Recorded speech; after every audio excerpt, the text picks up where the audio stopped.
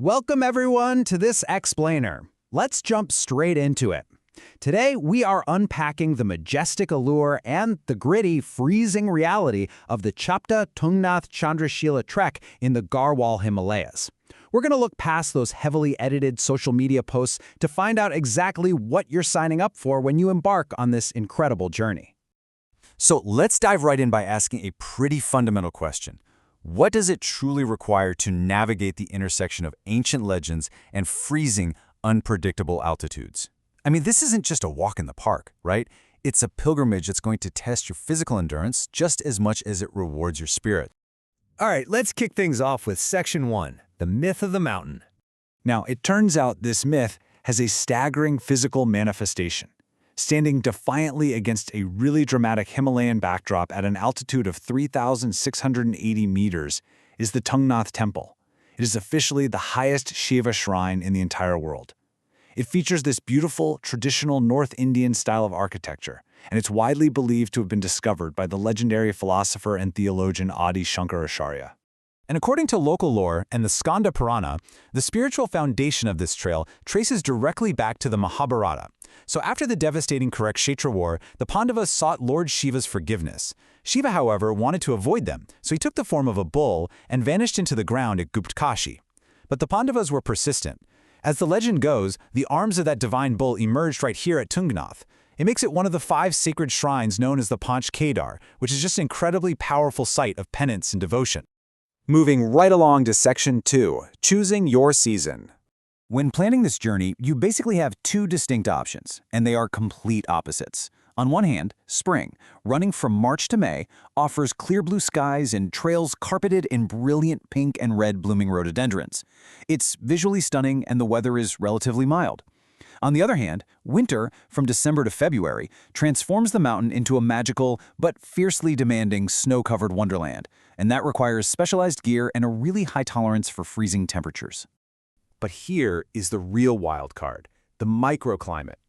Because of the sheer altitude and those extreme wind patterns rushing through the massive peaks, 2 valleys just a few miles apart can experience completely different weather conditions at the exact same time. It can, and definitely will, change without any warning. You literally have to respect the elements up here. Which brings us perfectly to Section 3, the realities of the trail. I was really struck by a quote from a group of recent winter trekkers. They noted moments where they literally had to stop due to cold and exhaustion. It's a harsh reminder that the mountain simply doesn't care about your expectations. The modern trail is absolutely going to test both your physical endurance and your mental fortitude. Let's run through some of the intense logistical hurdles you have to prepare for. First, you're pushing past 4,000 meters, so altitude sickness is a very real threat. Down in the base village of Chopta, hotels rely heavily on solar power, meaning there's often zero electricity to run a hot water geyser. In winter, those hotel water pipes completely freeze solid. No tap water whatsoever. Add to that the fact that you need mandatory spiked crampons for navigating the slippery hard-packed snow, plus virtually zero cell coverage since satellite phones are actually illegal in India. Well, you realize pretty quickly just how isolated you really are. To put that whole frozen pipe situation into perspective, 100 rupees. That is what trekkers frequently report having to pay just to get a single bucket of hot water at their hotel. The staff literally have to fetch water from an external tank and heat it up manually over a fire, because the building's internal plumbing is entirely frozen solid. It's also pretty surprising to find out how commercialized the base has become. Trekkers frequently encounter unexpected realities, like local shops selling a standard 25 rupee pack of biscuits for 40 rupees, applying a steep markup even in areas that are easily accessible by road. Furthermore, despite clear no plastic zone signage all over the place, there are alarming reports of plastic waste scattered directly beneath these very signs. It's a stark contrast to the area's sacred status and a very real challenge for the current ecological management. Let's shift gears to Section 4, capturing the Himalayas. If you're a filmmaker or photographer wanting to capture the majesty of the trail professionally, you've got to navigate strict Indian filming regulations early. Visas and specific filming permits can take anywhere from 3 to 16 weeks to secure, and often require a local media fixer. But if you get that tedious paperwork done, the visual payoff is absolutely breathtaking. We're talking drones capturing incredible golden hour sunset shots over the mountain ranges, and tripods set up for long exposure astrophotography to capture the Milky Way in a pitch black, unpolluted sky. You will also absolutely need a strong telephoto lens because you have to stay patient and quiet to capture the incredible wildlife out there. The meadows of Chopta are a haven for creatures like the vividly colored Himalayan mono pheasant, which, fun fact, is the state bird of Uttarakhand, as well as elusive musk deer just grazing silently in the early morning mist. All right, we have made it to Section 5, the summit's ultimate reward.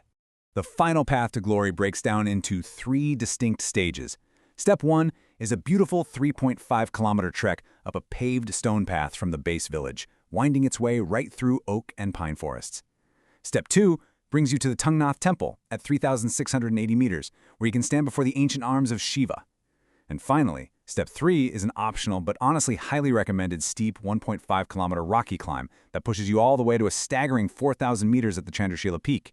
And guys, this right here is why you do it. Your ultimate reward for braving the cold, the altitude, and that steep climb is a breathtaking 360-degree panoramic golden sunrise. As the sun breaches the horizon, it simultaneously illuminates over 40 majestic Himalayan peaks, including the legendary giants Nanda Devi, Trishul, Chaukhamba, and Kedar Dome. It is a moment of pure, uninterrupted awe that makes every single hardship you just went through instantly worth it. So, as we wrap up this explainer, remember that this trek is way more than just an aesthetic destination for your social media feed. It forces you to navigate harsh, freezing realities, to touch ancient myths, and, honestly, to travel deep inside yourself. The mountain is waiting for sure, but the real question is, are you prepared to face the grueling reality to earn that divine reward?